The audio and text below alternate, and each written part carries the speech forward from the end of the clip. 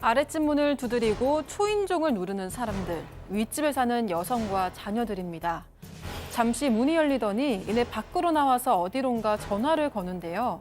알고 보니 문 안에선 50대 여성의 코뼈가 골절된 상황. 대체 윗집과 아랫집 사이에 무슨 일이 벌어진 걸까요? 자, 이 대전의 한 빌라에 사는 50대 어머니가 윗집 남학생한테 와, 진짜 잠깐 사진을 보셨지만 정말 끔찍한데 일방적으로 뭐 폭행을 당했다라는 주장, 이 제보가 왔습니다. 자, 양 변호사님 좀 소개 좀 해주시죠. 일단 이 일은 지난 8일에 있었던 겁니다. 제보자의 어머니하고 동생이 집에 들어오는 길에 윗집에 이제 강아지가 3마리가 있는데 그 강아지 중에 한 마리를 그 남학생, 윗집 사는 남학생이 같이 산책을 시키고 있었답니다. 그런데 목줄을 하지 않은 상태였다는 없네요. 겁니다. 목줄을 하지 않았고 하필은 또 이 강아지가 이 제보자의 차 뒤쪽에다가 실내를 한 겁니다. 근데 이제 남학생은 그걸 보지는 못했다라고 하고요. 그러고 나서 이 강아지가 또 보자마자, 그러니까 이 제보자의 어머니하고 여동생을 보자마자 또 막 아주 사납게 짖으면서 달려들어서 여동생은 겁에 질려서 벽에 붙어 있는 그런 상황이었다라는 거예요. 애초에 지금 목줄을 했다라면 이런 일들이 좀 안 벌어졌을 그런 상황이었던 거죠. 자, 이제 뭐 당연히 그 대형견도 그렇지만 작은 강아지도 박 변호사님 네. 그 견주 본인을 위해서도 그냥 놓칠 수 있으니까 그리고 또 주변 이웃을 위해서도 목줄을 하는 게 좋잖아요. 그렇죠. 목줄을 해야 되고 이 제보자도 그랬다고 해요. 강아지 뭐 키우고도 있고 본가에 있기도 한데 이렇게 작은 강아지가 막 목줄 안 하고 달려들면 무서움을 느끼는 건 마찬가지라고 합니다. 더더군다나 이 제보자 어머니가 평소에 주변에 강아지들이 배설물을 이렇게 발견하면 보이는 대로 다 치웠다고 해요. 왜냐하면 다 같이 쓰는 공간이기 때문에 깨끗하게 하기 위해서. 이번에도 눈앞에 윗집 강아지가 배변 실례를 좀 하니까 학생한테 저기 실례했다, 좀 배설물 치워야 되는 거 아니냐라고 얘기를 했는데 이때 이 학생이 어떻게 답변했냐면 예. 내가 알아서 해 우씨라고 반말을 했대요. 아니, 어른한테요. 겨우 중고등학생 같은데 어른한테 반말을 해서 당황스럽지만 그냥 집으로 올라왔다고 합니다. 아유, 강아지가 뭐 좀 쌌네. 이거 좀 치워줘요 하니까 그 뒤에다 대고 내가 알아서 해. 이씨, 뭐 이랬다는 겁니다. 중고등학생 그 학생이 자, 잠시 후에 이보다 더 황당한 일이 벌어졌다는 주장인데요. 이 제보자 어머니의 얘기 직접 들어보시죠.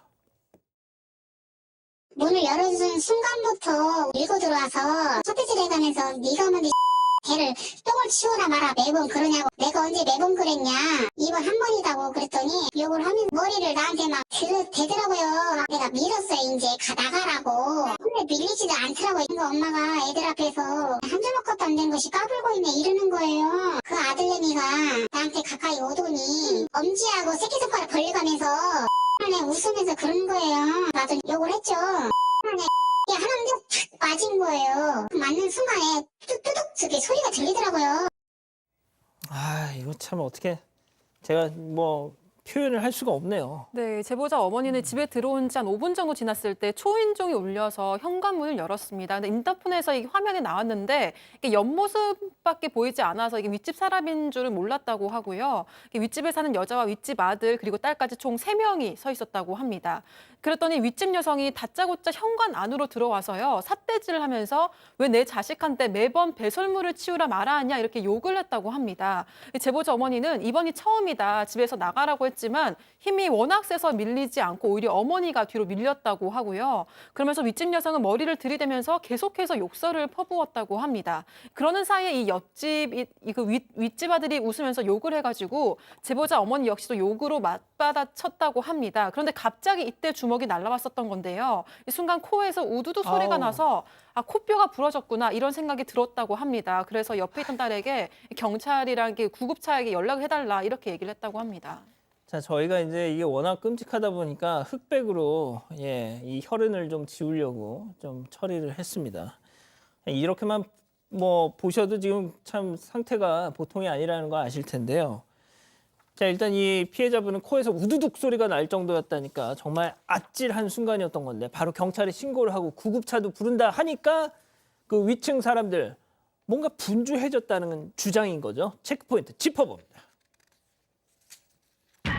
쌍방 폭행 이건 또 무슨 얘기일까요? 제보자 어머니 얘기 이어서 들어보시죠. 올라갔다가 내려오더니 나무로 때렸다는 거예요. 자기를 잇몸 사이사이 피가 있더라고요. 언제 너를 때렸냐? 그랬더니 네가 때렸잖아. 라고 그러는 거예요. 그러고 이제 경찰이 왔죠. 경찰분이 아줌마도 이 집 아줌마를 때렸냐 이러는 거예요. 내가 때릴 새가 어디 있냐. 코피를 맞고 있는데 그 근처도 안 갔다고 내가 그랬어요. 그랬더니 나한테 맞았다고 주장을 하더래요. 아, 이 어머니 코에서는 지금 앞서 사진 보셨다시피 코 피가 철철철 그렇게 일격을 당하고 나서 상대를 때릴 겨를도 없이 내 코 막 이러고 있는데 내가 언제 그 상대방을 때렸다고 이게 쌍방폭행이냐 이런 주장이시네요. 그렇습니다. 피해자의 어머니 주장이 따른 건데 사실은 경찰 조사가 끝나면 아는 거지만 당시에 어머니에 따르게 되면 윗집 여성이 자기 집으로 올라갔어요. 근데 몇 분도 안 돼서 금방 내려오더니 네가 때렸다. 어머니한테 그런 거예요. 그렇게 하면서 입안을 보여줬는데 잇몸 사이에 피는 있었는데 피는 있지만 입술이 피가 안 묻었다는 거예요. 입안에만 다치는 경우도 많지는 않습니다. 근데 입술에 피가 없기 때문에 깨끗하다고 주장하고 있고 그리고 어머니가 이제 코를 막으면서 피가 나니까 막으면서 내가 언제 때렸냐 그랬더니 이 앞집 윗집 여자가 뭐라 했냐면 네가 때렸잖아 이 X야 욕설까지 했다고 합니다. 그런데 이제 어머니와 제보자는 뭐라고 했냐면은 아마 윗집 가족들이 잠깐 올라간 사이에 아마 자해를 한 거 아니냐. 내가 때리지 않았는데 자해를 한 뒤에 저렇게 해서 나도 맞았다. 이런 식으로 보여준 것 같다고 하는데 그 주장이 좀 어느 정도 일리는 있지만은 저거는 사실은 경찰에서 정확히 맞은 부위, 피나는 부위 또 그리고 진술을 들어보면은 자해를 한 것인지 아니면 정말 폭행 당한 것인지는 나오기 때문에 너무 걱정 안 하셔도 됩니다. 예. 저희가 예단은 않겠습니다. 이게 정말 자해를 해서 그 사진 다시 한번 좀 보여주시겠어요? 비포 앤 애프터. 예. 이게 이제 그 위층 이웃 주민의 얼굴인데 그 집 문에 현관문 들어가기 전 그리고 그 나오고 그 소동이 있고 난 후에 지금 사진을 저희가 비교 분석해 드리는데 모르겠습니다.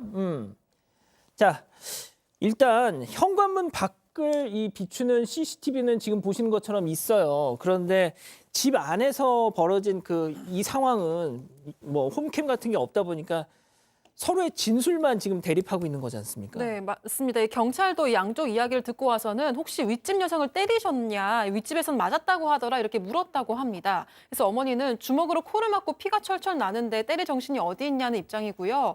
집에서 나가라고 윗집 여성의 가슴 부분을 손바닥으로 민 것 외에는 어떤 접촉도 없었다 이런 입장입니다. 이 어머니는 아무래도 윗집에서의 쌍방폭행으로 주장하려는 것 같은데 너무나 황당하고 어이없다는 입장이고요. 또 제보자에 따르면 이 어머니가 한두 달 전에 갑상선 암 수술을 아이고야. 받으셨다고 합니다. 그래서 감기에만 걸려도 그 병원에 가서 진료를 봐야 한다고 하는데요. 그래서 수술을 받았던 병원에서 진료를 받아보니까 이 코뼈가 두 군데가 골절이 됐고 아이고. 이 주먹으로 맞아서 이게 눈 부위도 같이 맞았는데 하마터면 정말 실명이 될 수 있었을 정말 아찔하고 위험한 상황이었다고 합니다. 어머니는 지난주에 코 수술을 받았다고 하고요. 오늘 퇴원했는데 이 통원 치료는 계속해서 받아야 되는 상황이라고 합니다. 예. 박 변호사님, 이게 이제 그 집 안에서 불과 4, 5분 안에 진짜 우당탕탕 벌어진 일인데 윗집 주장에 따르면 나도 맞았다. 나도 여기 피 지금 고였다. 이렇게 얘기를 하고 있어요. 자, 그런데 앞서 저희가 이제 그 비포 앤 애프터 사진을 보여드렸지만 예, 설명 좀 해주시죠. 이게 CCTV에 사건 전후가 다 찍혔습니다. 이게 한 4분, 5분 정도 그 사이에 저게 바뀔 리는 없는 거거든요. 그래서 들어가기 전후 지금 얼굴에 보면 폭행의 흔적을 찾기는 좀 어렵습니다. 만약에 이 경찰이 진술한 것처럼 나도 맞았다고 하면 피가 좀 있어야 될 것 같은데 이게 쌍방폭행 주장은 이해가 안 된다 하는데 저는 저 CCTV 장면이 좀 결정적인 증거로 보이거든요. 좀 전에 우리 김은배 팀장이 말씀하셨지만 경찰이 더 추적을 하면 아마도 거짓말하는 거 드러날 수 있을 것 같고요. 만약에 거짓말하면 무고죄 같은 것도 성립할 수가 있습니다. 맞은 거는 지금 상처 입은 거는 우리 제보자 측은 맞으니까 확실히 맞으니까 어머니 측은 맞으니까 이 상대편에서 거짓말로 신고하고 당했다고 얘기했다면 또 다른 범죄가 성립할 수도 있어 보이고요. 3명이 우르르 와서 지금 폭행을 행사했다면 특수폭행이나 이런 것도 성립할 수 있을 것 같습니다. 그러니까 100번 양보해서 쌍방폭행이었다고 해도 한쪽은 보신 것처럼 코뼈가 우두둑 소리가 날 정도로 이 피해 정도가 너무나 심각한데 아우 이 사진이 자 그런데 이제 앞서 입술에 좀 피가 고인 정도 경중은 서로 다른 거잖아요, 양 변호사님. 그러니까 서로 이걸 만약에 정말로 윗집 여성이 주장하는 것처럼 윗집에 대한 폭행이 있었다고 하고 경찰에서 또 쌍방폭행으로 입건을 한다 그래서 똑같이 쌍방폭행으로 처벌받는 건 아닙니다. 폭행에도 정도의 차이가 다 있는 것이고요. 지금 일단 피해를 더 크게 입은 쪽은 그 더 크게 입은 거에 상응하는 대가를 치러야 되는 거고 만약에 이제 윗집 주장이 맞다고 할지라도 그만큼을 서로 맞추는 겁니다. 그건 뭐 상쇄시켜서 한쪽은 일방적으로 안 되고 또 혹은 양쪽 다 폭행했으니까 다 그게 없어지고 그런 건 절대 아니고요. 예. 뭐 자세히 검토를 해봐야겠지만 일단 이 사건에 제보를 주신 분 같은 경우에는 말씀드린 것처럼 설령 쌍방폭행으로 입건을 하더라도 그게 다 죄가 있다라고 먼저 단정지는 건 아니기 때문에 조사를 충실히 받으시고 그리고 설령 폭행이 윗집에 대한 폭행이 인정되더라도 예. 피해를 입은 것에 대해서는 일단 박 변호사 얘기한 것처럼 특수폭행, 폭행치상으로도 보이거든요. 폭행치상으로 보이고 그다음에 주거 침입이라고 볼 수도 있어요. 문을 열어줬다고 하지만 저런 상황인지 모르고 있는데 밀고 들어와서 그렇죠. 나가는 데도 나가지 않았었고 그리고 만약에 진짜로 만약에 윗집에서 만들어낸 건 무고도 가능한 거고요. 그리고 폭행과 관련해서 재판이 있을 저 정도면 사실 그냥 넘어가기는 어려워 보이거든요. 재판이 열리면 그 재판에서 이 배상 명령으로 민사소송을 하지 않더라도 피해를 보전받을 수 있는 그런 명령을 또 내릴 가능성이 높습니다. 일단 혹시 그 윗집 분들께서 저희한테 좀 전해주고 싶은 말씀이 있으면 연락 좀 주셨으면 좋겠습니다. 저희도 좀 얘기를 좀 전달을 해드릴게요.